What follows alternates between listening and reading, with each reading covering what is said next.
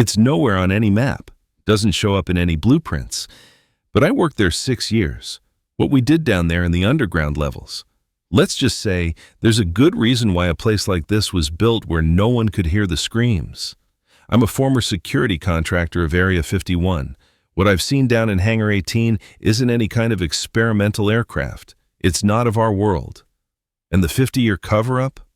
It's much bigger than anyone can imagine. My name is Robert Cross. I was a senior security contractor at Groom Lake, Nevada for 6 years, starting 2010 and ending 2016. You may also recognize it as Area 51. I have signed non-disclosure agreements, which will imprison me for life if I breach them. I am breaching them as I write this. Your attention, a whistleblower. This is what I saw. This is what they're hiding. This is why they'll never admit what's truly there. Let me start with how I got there. I was former Air Force Security Forces, served 8 years, got out with an honorable discharge and a top-secret clearance. Worked private security for a few years, then got recruited by a contractor that provides security for classified government facilities. The interview process was intense. Multiple polygraphs, background investigation that went back to childhood, psychological evaluations. They wanted to know everything about me, my family, my politics, my finances, looking for anything that could be leveraged or exploited. I passed, got hired. They told me the assignment was a remote facility in Nevada conducting classified aircraft testing. Standard cover story. I knew it was Area 51 before they even said it. The first day, they flew me into Groom Lake on one of the unmarked 737s that runs from Las Vegas. Janet Airlines, we called them. White planes with a red stripe. No markings except tail numbers. Landing at Groom Lake was surreal. Miles of empty desert, mountains in the distance. And in the middle of it all, this massive complex, hangars, runways, buildings that went on forever. And security everywhere. They issued me credentials, weapons, in a very specific briefing. What you see here, what you hear here, what you do here, stays here. Violation of security protocols is a federal offense punishable by 25 years imprisonment. Do you understand? I understood. My job was perimeter security initially, 12-hour shifts patrolling the outer fence, checking sensors, responding to intrusions, mostly coyotes and lost hikers. Sometimes UFO enthusiasts trying to get close. We'd intercept them, confiscate their cameras, and hand them over to the Lincoln County Sheriff. Standard stuff. Nothing unusual for the first year. Then I got promoted to interior security. That's when things changed. Interior security meant working inside the facility itself, guarding specific buildings, escorting cleared personnel between locations, monitoring access to restricted areas. And there are levels of restriction at Groom Lake. Your basic clearance gets you on base. Higher clearances get you into certain buildings. But there are areas that require special access beyond normal clearance. Areas where even having a top secret isn't enough. I was assigned to one of those areas, Hangar 18. The first time I reported there, I had to go through additional screening, biometrics, retinal scan, another polygraph. They asked me questions I'd never heard before. Do you have religious objections to working with non-traditional materials? How would you react to encountering something that challenges your understanding of reality? Strange questions. But I answered honestly. I'm pragmatic. I can handle whatever the job requires. They cleared me for Hangar 18 duty. The hangar itself is partially underground. What you see from the surface is just the entrance. Most of the facility goes down 5 levels, each level more restricted than the last. My security clearance got me to level 3. Below that, I needed escort even to enter the corridors. Level 3 was where they kept the craft. Not aircraft. Craft. The first time I saw one, I thought it was a drone. Small, maybe 12 feet in diameter, disc-shaped. But the more I looked at it, the more wrong it seemed. The surface was smooth. Too smooth. like liquid metal frozen in place. No seams, no rivets, no visible means of propulsion.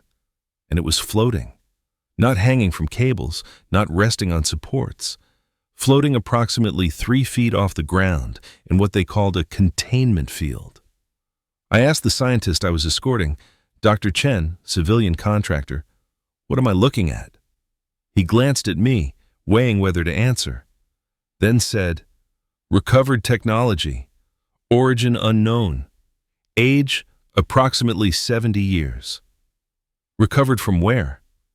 That's above your clearance." But I could guess. Roswell. The 1947 crash everyone thinks is a myth. Except it's not.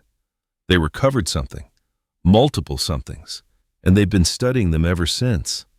Over the next few years working Hangar 18 security, I saw things that redefined my understanding of what's possible. The craft on level 3 were small, reconnaissance size, we were told. But on level 4, there was something bigger. I only saw it twice, both times from a distance while escorting higher cleared personnel. It was massive, maybe 40 feet in diameter, the same liquid metal surface, the same impossible engineering. But this one had visible damage. A section of the hull was torn open, revealing interior structures that made no sense. Geometric patterns that seemed to shift when you looked directly at them. Materials that engineers said shouldn't exist. "We've been trying to reverse engineer this for 70 years, one of the scientists told me. "We've made progress on some systems, but the core technology, we still don't understand it." Before I continue, I need to acknowledge the risk of sharing this. Area 51 security protocols are the strictest in the U.S. military. Former contractors have been prosecuted for far less than what I'm revealing. But silence has protected a lie for 75 years. Subscribe to this channel for daily military truths that challenge official narratives. Some secrets need to be told. The most disturbing part wasn't the craft themselves. It was what was in the biological research section. Level 5. I only went there 3 times, always as armed escort for a team of medical personnel. The access requirements were extreme. Full biosecurity protocols, decontamination before entry and exit. They had bodies, not human bodies. I saw them through observation windows, in containment units that looked like high-tech coffins, preserved in some kind of suspension field.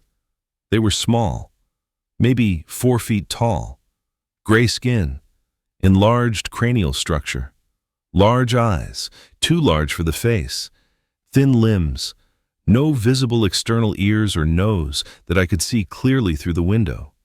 Everything the UFO mythology describes, except these were real, dead, preserved, studied, but real. "How many do you have?" I asked the medical officer I was escorting. He hesitated. Then, "Currently, 5 intact specimens, various degrees of preservation. The oldest is from 1947, the most recent from 1997. 1997, 20 years ago from when I was there. They were still recovering these things." "Where from?" "Various retrieval operations, some from crash sites, some from other circumstances." Other circumstances. He wouldn't elaborate, but the implication was clear. Not all of these beings were dead when recovered. The biological research was focused on understanding their physiology, how they survived in space, how they interfaced with their technology, whether there were similarities to human biology that could be exploited. I'm not a scientist. I don't understand most of what they were doing. But I understood the basic premise. We have non-human intelligence. We're studying it, and we're keeping it absolutely secret. Why? That's the question I kept asking myself. Why hide this? If we have proof of extraterrestrial life, proof of technology beyond our capabilities, why not share it with the world? I asked Dr. Chen once. We developed a working relationship over the years. He was one of the few scientists who'd actually talked to me like I was a person rather than just a security presence.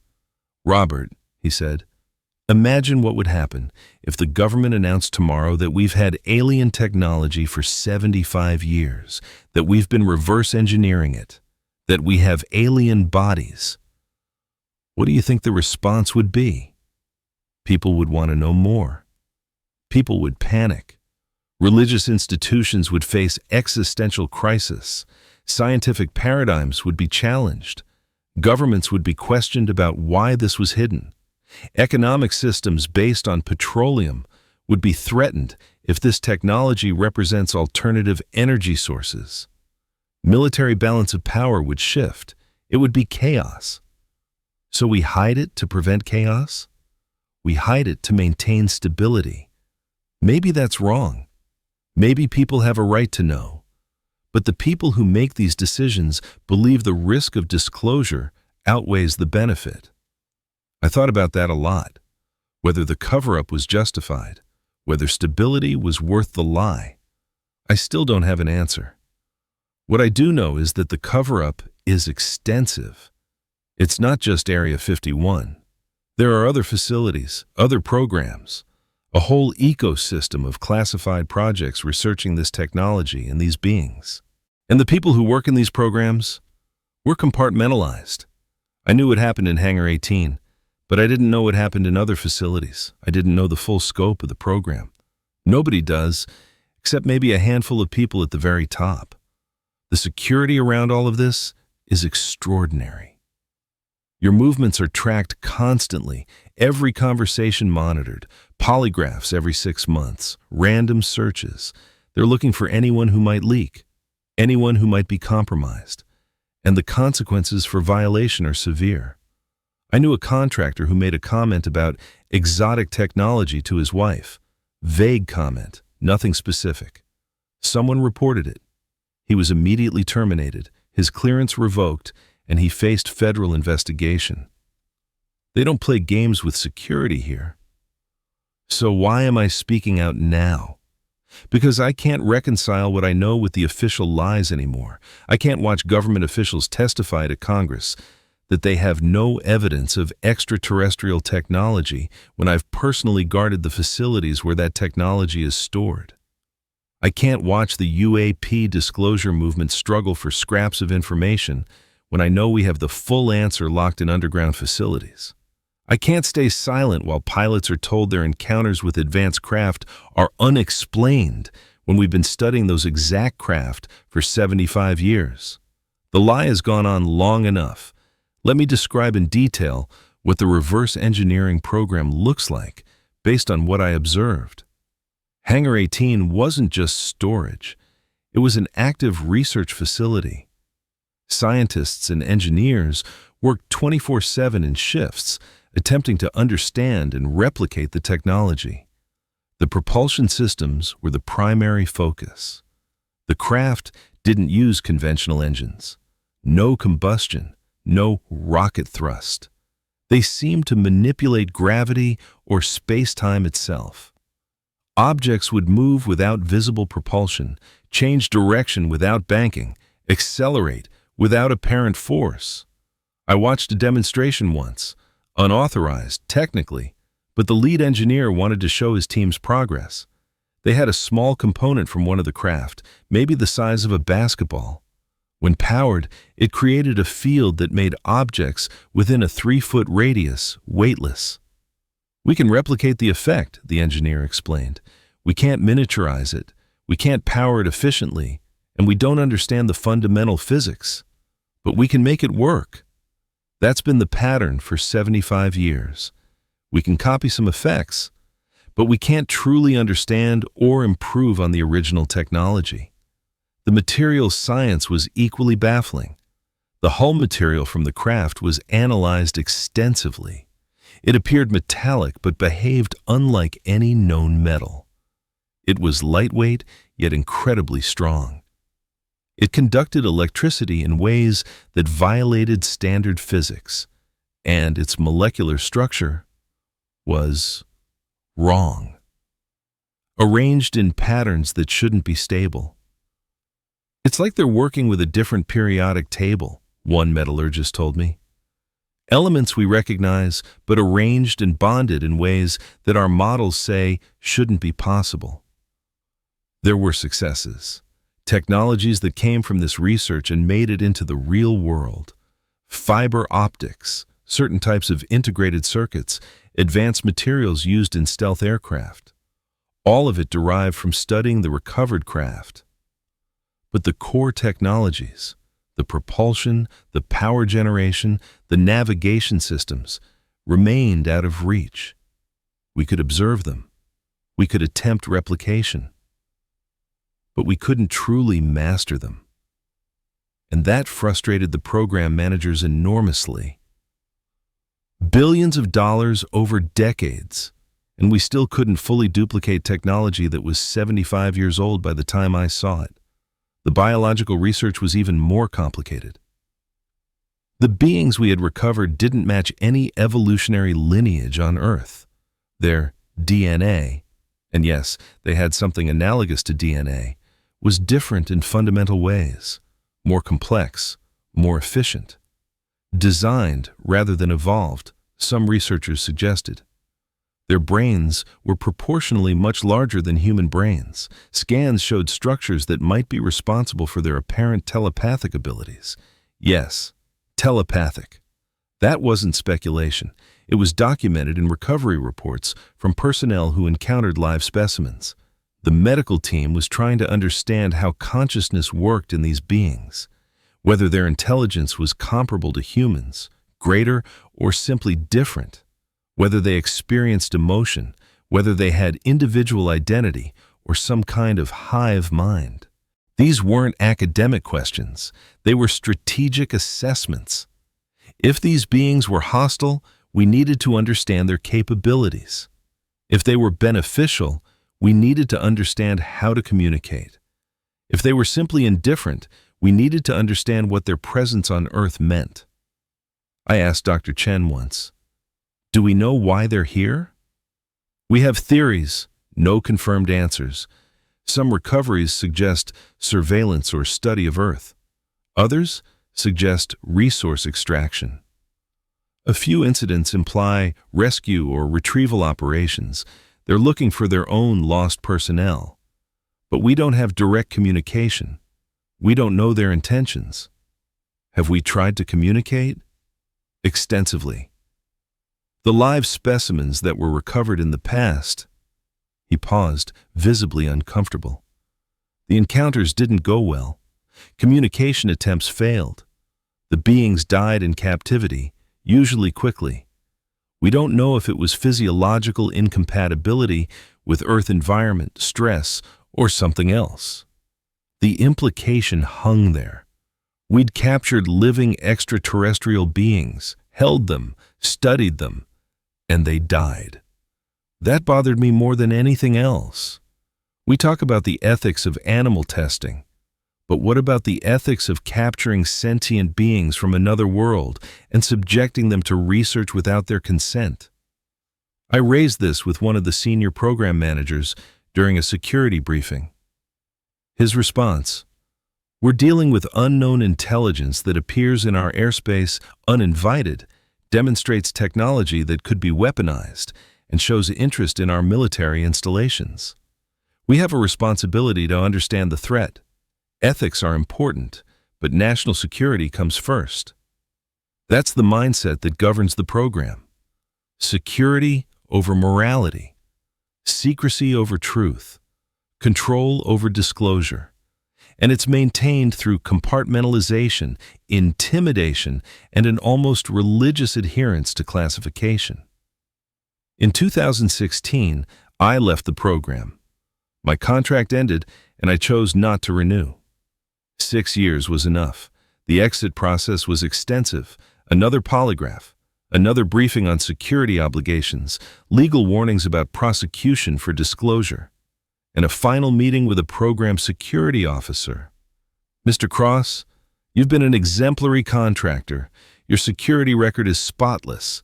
We'd like you to reconsider leaving the program." "I'm ready to move on."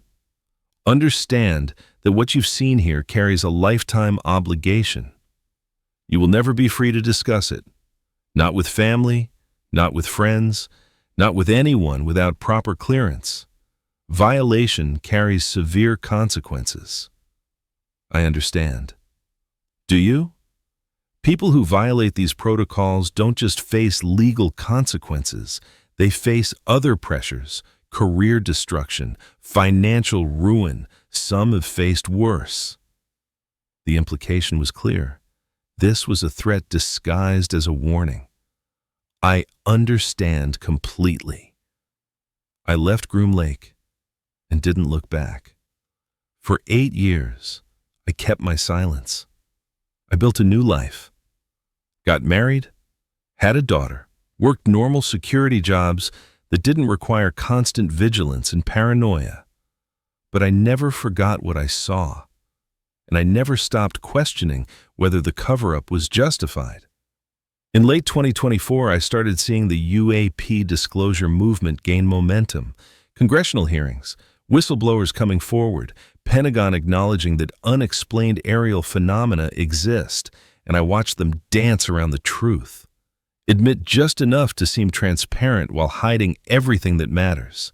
They acknowledged UAPs exist, but not that we've been recovering and studying them for 75 years. They acknowledged encounters with advanced technology, but not that we have that technology in our possession. They acknowledged unknown origin, but not that we've identified the origin and it's not human. The disclosure was incomplete, carefully managed, designed to release pressure without revealing truth. And I realized they'll never fully disclose, not willingly, because full disclosure means admitting the scope of the cover-up, admitting what's been done, admitting the lies. The only way truth emerges is if people like me, people who've been inside, who've seen it firsthand, speak out despite the personal cost. So here I am, violating the most secure ND, as in the U.S. government, facing potential federal prosecution, risking everything, because the alternative, continued silence while the lie perpetuates, is worse. What I'm revealing isn't everything. I'm being careful not to disclose specific technical details that could genuinely compromise national security. I'm not revealing current operational capabilities or personnel identities, but the basic truth that we have recovered non-human technology, that we've studied non-human biological entities, that the cover-up has been maintained for 75 years. That needs to be public. People deserve to know, not because it's sensational, not because it makes for good entertainment, but because it's the truth. And truth matters. The government will deny what I'm saying. They'll attack my credibility. They may prosecute me. That's fine. I'm prepared for it. But they can't deny the pattern. I'm not the only former Area 51 contractor speaking out. I'm not the only person with first-hand knowledge of the program. As more of us come forward, the denials become less tenable. The truth is coming out. Slowly, incompletely. But it's coming. What happens after that? I don't know. Maybe Dr. Chen was right. Maybe disclosure causes chaos.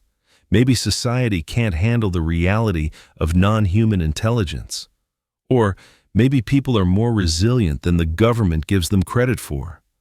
Maybe we can handle the truth. Maybe we deserve the opportunity to try. Either way, the decision shouldn't be made by a small group of classified program managers. It should be a democratic decision, a societal conversation. And that can only happen if people know what we're really dealing with. I worked at Area 51. I saw the recovered craft. I saw the biological specimens. I saw the reverse engineering attempts. I saw the scope of the program. It's real, all of it. And the cover-up is bigger than most people imagine. That's the truth. Do with it what you will. If you've worked in classified programs, if you've seen things you weren't supposed to see, if you're carrying knowledge that contradicts official narratives, you're not alone. This channel exists for truth-tellers, whistleblowers, and anyone who refuses to participate in the lie. Subscribe for daily stories that challenge the official story. The truth is worth the cost. Since going public with this information, my life has changed predictably. Federal investigators contacted me. My lawyer is handling it.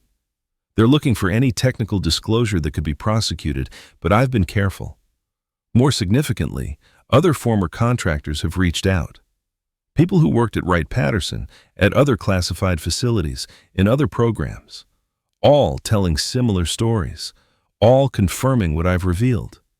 The pattern is unmistakable. The U.S. government has been recovering and studying non-human technology for decades. Multiple facilities, multiple programs, thousands of people with access to the evidence, and yet the official position remains: we have no evidence of extraterrestrial technology.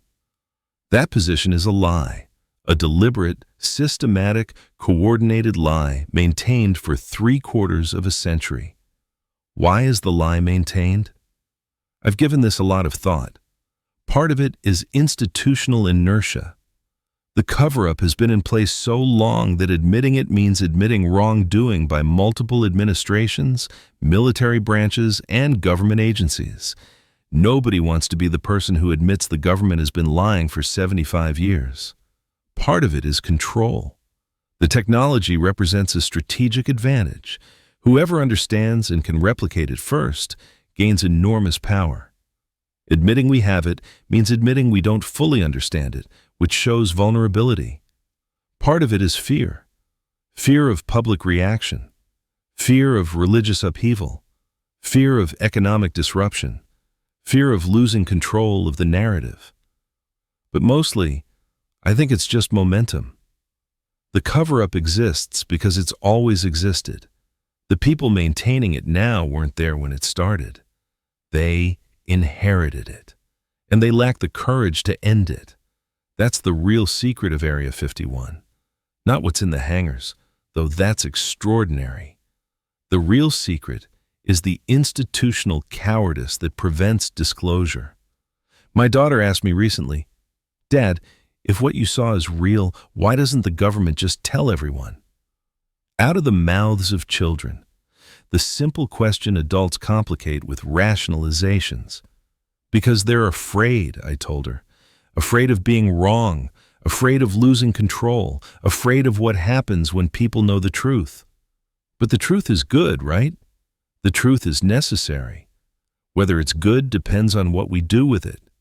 That's the challenge ahead. When disclosure finally happens, and it will, eventually, what do we do with the knowledge? How do we integrate the existence of non-human intelligence into our understanding of ourselves and our place in the universe? Those are profound questions. They deserve serious consideration and public debate. But we can't have that debate while the truth remains classified. I worked at Area 51 for 6 years. I saw things that changed my understanding of reality. And I'm done pretending I didn't. The craft are real, the beings are real, the program is real, the cover-up is real. And now, at least, the truth is public. What happens next is up to all of us. There are truths hidden in underground facilities across this country. Truths about technology we don't understand, about intelligence beyond our planet, about 75 years of secrecy and denial. This story is one window into that truth. Tomorrow, I'll be back with another story from the archives, another truth that needs to be told. If you've worked in classified programs, if you know the truth about what's being hidden, your voice matters. Subscribe for daily stories that challenge official narratives and demand transparency. The truth is worth the risk. The weeks following my public disclosure were a blur. Media requests, legal consultations, meetings with my lawyer to ensure I hadn't crossed lines that would result in prosecution. The government's response was measured. They didn't arrest me, didn't issue denials. Just silence. That calculated silence that says more than words. But behind the scenes, I learned later, there was panic. An Area 51 contractor breaking his NDA wasn't unprecedented. Others had spoken out before. But the specificity of my account, the details about Hangar 18 and the biological research, that was new. That was damaging to the cover-up. They couldn't deny what I'd said without drawing more attention. Couldn't confirm it without admitting the truth. So they did nothing publicly and worked behind the scenes to contain the damage. Other contractors reached out, some supportive, some angry that I'd violated the code of silence. A few, the ones who mattered, shared additional information that corroborated and expanded on what I'd revealed. One former scientist sent me documentation, heavily redacted research reports from the 1960s through the 2000s, studies on the craft propulsion systems, analysis of the biological specimens, attempts to communicate with recovered entities. The documentation confirmed what I'd witnessed was just the tip of the iceberg. The program was far more extensive than I'd known even with my security clearance. Multiple sites beyond Groom Lake, Wright-Patterson Air Force Base in Ohio, where much of the original Roswell material had been taken. Underground facilities in New Mexico, Colorado, and Virginia. A whole network of classified locations studying this technology. Thousands of people had worked on these programs over the decades, thousands of people keeping the same secret. And now, slowly, some of them were speaking out. A former Wright-Patterson engineer confirmed that recovered craft materials had been analyzed there since the 1950s. We've tried to reverse engineer the alloys for 70 years, he told me. We can partially replicate some properties, but we still don't understand the fundamental manufacturing process. A medical researcher who'd worked with the biological specimens at another facility. The beings weren't hostile. At least, we have no evidence they were. They seemed to be explorers or scientists. Their technology suggested peaceful purposes, observation, study. But they're all dead now. The specimens we have are corpses. We killed the opportunity for communication. Each new voice added pieces to the puzzle, and the picture that emerged was troubling. We had evidence of non-human intelligence. We had technology far beyond our capabilities. We had biological specimens from beings that had traveled between stars, and instead of treating this as humanity's greatest discovery, we'd locked it away, studied it in secret, denied its existence. Why? The official rationale, national security, preventing panic, protecting sources and methods, started to seem increasingly hollow. What we were really protecting was the power structure, the control, the monopoly on truth. If the public knew we had this technology and couldn't master it, that would reveal our limitations. If they knew we'd been lying for 75 years, trust in government would collapse. If they knew non-human intelligence was visiting Earth, fundamental assumptions about humanity's place in the universe would be challenged. So we kept lying, kept hiding, kept pretending that UFOs were weather balloons and swamp gas and mass hallucinations. Even as the evidence mounted, even as more witnesses came forward, even as the truth became harder to deny. My daughter, now 15, asked me the hard questions. Dad, if what you're saying is true, why don't other countries reveal it? Russia, China, they must have this evidence too. She was right. They did. I'd learned from other sources that every major power had similar programs, all studying the same phenomenon, all keeping the same secrets. Because they're all playing the same game, I told her. Whoever cracks the technology first gains a massive strategic advantage. So everyone keeps it secret, hoping they'll be the ones to succeed. It's a 75-year race where nobody's crossed the finish line yet. That's stupid. Yeah, it is. But that's how governments work. Competitive instead of cooperative. even when cooperation would benefit everyone. My wife worried about the attention, the scrutiny. Federal investigators showing up at our door, the possibility that I could still be prosecuted despite my lawyer's assurances. Was it worth it? She asked me one night. Going public, risking everything? I thought about the 8 years I'd kept silent, the weight of carrying that secret, the frustration of watching the disclosure movement struggle for information I knew existed. Yeah, it was worth it. I can't control what happens next, can't force the government to release the evidence, but I can make sure people know the truth exists, that there's something to push for. What if they retaliate? Then they prove I'm right, and my story gets validated by their reaction. It was a gamble, but I'd made my choice. The disclosure community embraced my account. Researchers who'd been investigating Area 51 for decades finally had inside confirmation. Organizations pushing for government transparency pointed to my testimony as evidence of the cover-up, but the mainstream media remained skeptical. Major outlets reported my claims as allegations rather than facts, qualified every statement with "he claims" or "according to his account." I understood. Without physical evidence, without the government confirming what I'd seen, it remained a first-hand account from a single witness. Credible, given my background and the verification of my employment, but not proven. And the physical evidence remained locked in classified facilities I no longer had access to. That's the genius of the cover-up. Keep the evidence classified, discredit or ignore witnesses, deny everything, and most people will accept the denial rather than the witness. But the tide was shifting. Congressional pressure was building. More whistleblowers were coming forward. The UAP disclosure movement had momentum. In December 2025, just weeks after I went public, a congressional subcommittee held hearings specifically on recovered non-human technology. They invited me to testify. I spent 4 hours in a secure facility answering questions from elected officials who'd been briefed on classified programs. They couldn't discuss specifics in the public session, but they confirmed that programs existed, that recovered materials were being studied, that the scope was significant.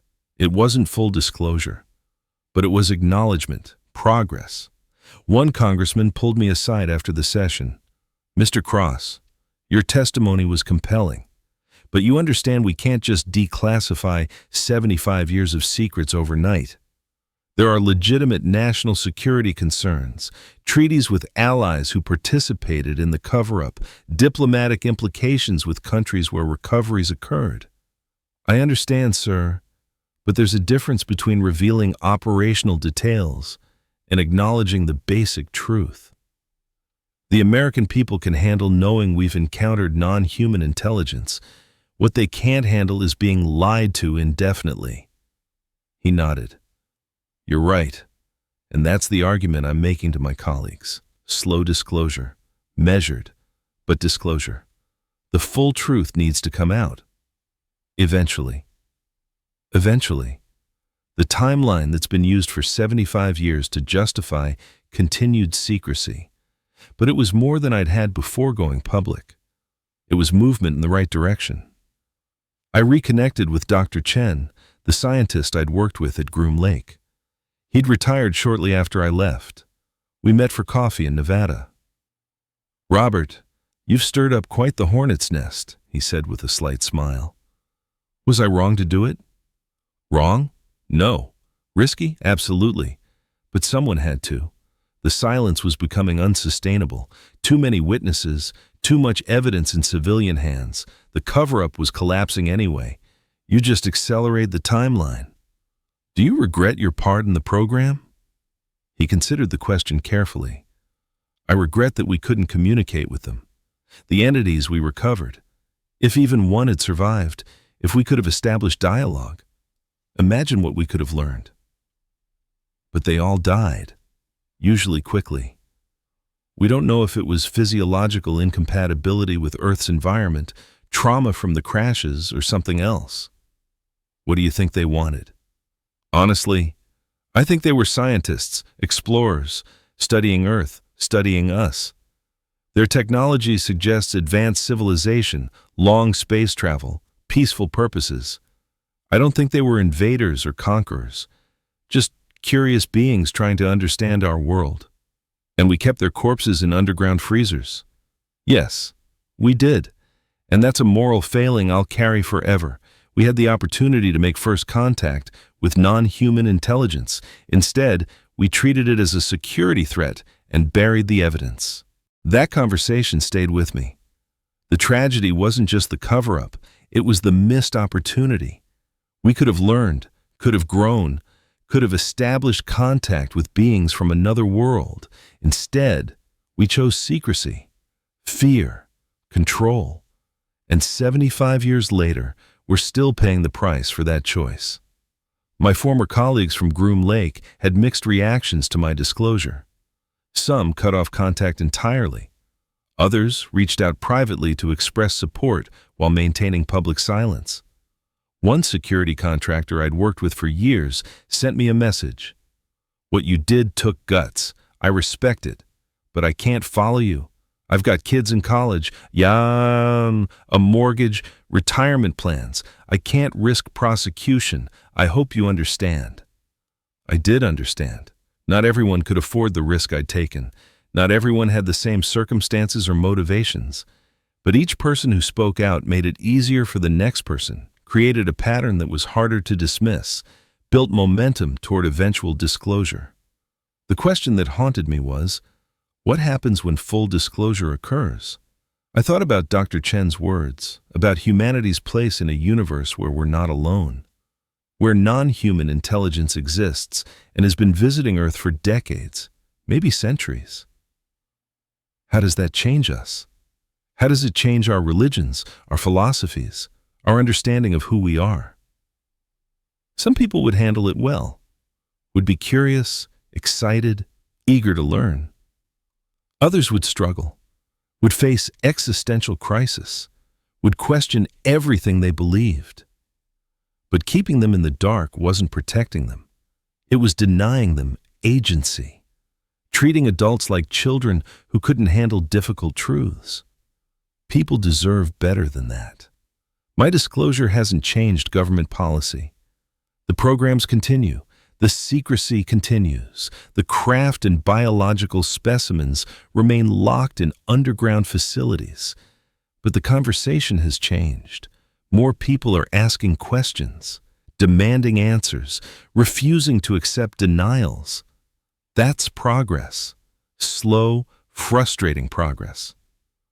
But progress nonetheless. I worked at Area 51 for 6 years. I saw recovered non-human technology. I saw biological specimens from beings not from Earth. I saw the scope of the 75-year cover-up. And now I've told that truth publicly, despite the personal cost. What happens next isn't up to me alone. It's up to all of us. The witnesses who come forward, the researchers who investigate, the citizens who demand transparency, the elected officials who push for disclosure. The truth is out there, in underground facilities, in classified files, in the memories of thousands of people who've worked on these programs. It's time to bring it into the light. Not because it's sensational, not because it makes for good entertainment, but because truth matters, because people deserve to know, because we can't make informed decisions about our future if we don't understand our present. The cover-up has lasted 75 years, but it won't last forever. I've done my part to ensure that. The rest is up to you. The personal cost of disclosure has been significant. My marriage strained under the pressure. Federal investigators showing up unannounced. Media camping outside our home. The constant uncertainty about whether prosecution would follow. My wife asked me one night, after another visit from investigators, was it worth destroying our privacy? Our peace? I didn't have a good answer then. I still don't. What I do know is that I couldn't live with the alternative. Couldn't watch the disclosure movement struggle while I sat on information that could help. Couldn't let the lie continue unchallenged. I had to, I told her. Not because I wanted attention or recognition, but because staying silent meant being complicit in the cover-up. I couldn't do that. She understood, even if she didn't fully agree. That's the cost of whistleblowing. It affects everyone around you, not just you. My daughter faced bullying at school. Other kids calling her father crazy, saying he made it all up for attention. Teachers treating her differently because her father was that UFO guy. She came home crying one day. "Dad, why did you have to say anything? Why couldn't you just keep it secret like everyone else?" That hurt more than federal investigators or media scrutiny. Knowing my choice impacted my 15-year-old daughter's life. Because secrets kept for the wrong reasons become lies, I told her. And I couldn't teach you to value truth while living a lie myself. I'm sorry this is hard for you, but someday you'll understand why it mattered. She's still processing it, still angry sometimes, but she's also started reading about disclosure, about other whistleblowers, about the importance of transparency. She's forming her own opinions. That's all I can ask for. That she understands the choice was made for the right reasons, even if the consequences were difficult. The disclosure community has rallied around me. Organizations dedicated to government transparency, to UAP research, to whistleblower protection. They've provided support, legal resources, and platform. But they've also had expectations, wanting me to speak at conferences, do interviews, join boards, wanting to use my story as a tool for their advocacy. I've tried to be selective, to participate where it helps the cause without becoming a professional UFO spokesperson, because that's not who I am. I'm a former security contractor who saw something extraordinary and decided to speak truthfully about it. Nothing more. The government's response has evolved. Initially silence, then careful denials. Now, begrudging acknowledgement that programs exist to study recovered materials of unknown origin. That's progress. Insufficient, but progress. Congressional hearings have continued. More witnesses, more documentation, more pressure for full disclosure. In January 2026, a bipartisan group of senators introduced legislation requiring comprehensive disclosure of all UAP-related programs within 2 years, full inventory of recovered materials, transparency about research findings, public reporting on non-human technology. It's ambitious, probably too ambitious to pass without significant compromise, but it represents a shift. The conversation has moved from, "Do UFOs exist?" to, "What do we know about them, and when will you tell us?" That's the change my disclosure, and others like it, has helped create. Not immediate revelation, but undeniable momentum toward truth. Dr. Chen reached out again recently. He's writing a book, a scientific examination of the biological specimens and what we learned from studying them. "I want to do it responsibly," he told me. "Not sensationalize, not speculate wildly, just present the science, what we know, what we don't know, what we've learned." Will the government allow that? They can't stop me. I'm retired. My security clearance is long expired, and enough time has passed that much of what we studied is no longer classified. The science deserves to be public. His book will be significant. A credible scientist with first-hand experience presenting evidence in peer-reviewed format.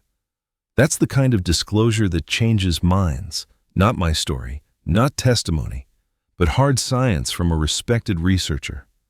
I've agreed to write the foreword, explaining what I witnessed, providing context for the security perspective, bridging the gap between the scientific findings and the operational reality. The book is scheduled for publication in late 2026. It will be controversial, but it will also be authoritative, and authority matters in this conversation. I think about the 5 bodies I saw in those containment units, the beings who traveled light years to reach Earth, who died here far from home, their presence denied by the government that recovered them. They deserve better than to be kept in underground freezers, their existence denied, their technology studied in secret. If we'd been honest from the beginning, if we'd acknowledged their presence, studied their technology openly, tried to understand rather than conceal, where might we be now? What technological advances might we have achieved? What understanding might we have gained? Instead, we chose secrecy. And 75 years later, we're still trying to reverse engineer technology we don't understand while lying about its existence. That's the tragedy. Not that we have this evidence, but that we've wasted 75 years hiding it instead of learning from it.